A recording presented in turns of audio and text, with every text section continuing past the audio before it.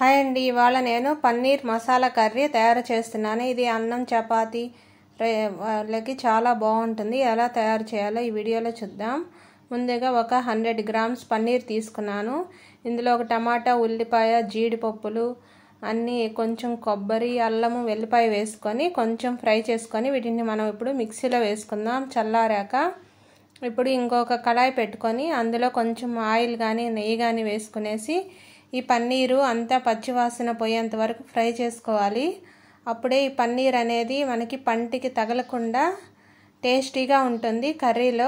ఇప్పుడు కొంచెం సిమ్లోనే ఉంచుకొని ఈ పన్నీర్ని ఒక 5 to 10 minutes సిమ్లో ఉంచుకొని కొంచెం బ్రౌనిష్ కలర్ వచ్చేంత వరకు ఫ్రై చేసుకోవాలి.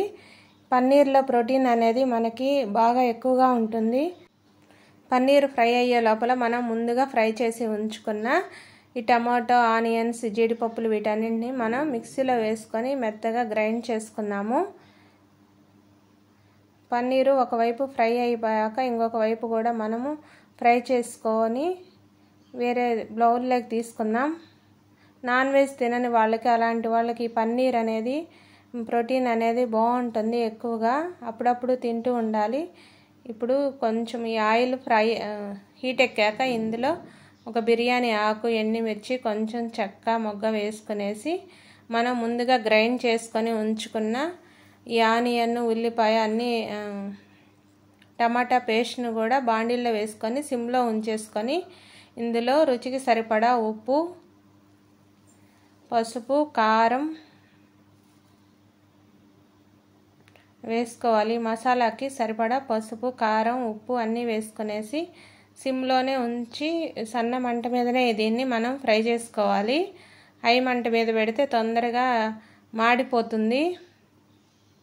ఇందులోనే కొంచెం కొత్తిమీర కూడా వేసుకున్నాము. ఇప్పుడు ముందుగా మనము వేయించి ఉంచుకున్న పన్నీర్ ముక్కల్ని కూడా ఇందులో వేసుకోవాలి. ఇందులో కొంచెం మీగడ వేసాము. ఫ్రెష్ క్రీమ్ కానీ లేదంటే మనం పాల మీద తీసి ఉంచుకున్న మీగడ కూడా ఇందులో వేయడం వల్ల రుచి బాగుంటుంది.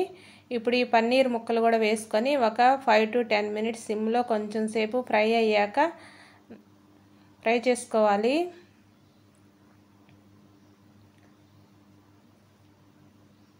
ఇప్పుడు కొంచెం గరం మసాలా పొడి వేసుకొని వాటర్ కూడా ఒక గ్లాస్ వాటర్ వేసుకునేసి మనం అంతా బాగా మిక్స్ చేసుకోవాలి. ఒక చిన్న గ్లాస్ అయితే సరిపోతుంది వాటర్. మనకి కొంచెం థిక్గా కావాలనుకుంటే తక్కువ వాటరే వేసుకోవాలి. Tasty paneer masala curry ready అయిపోయింది. మా వీడియో నచ్చినట్లయితే లైక్ చేయండి, సబ్స్క్రైబ్ చేయండి. Thanks for watching. బాయ్ అండి.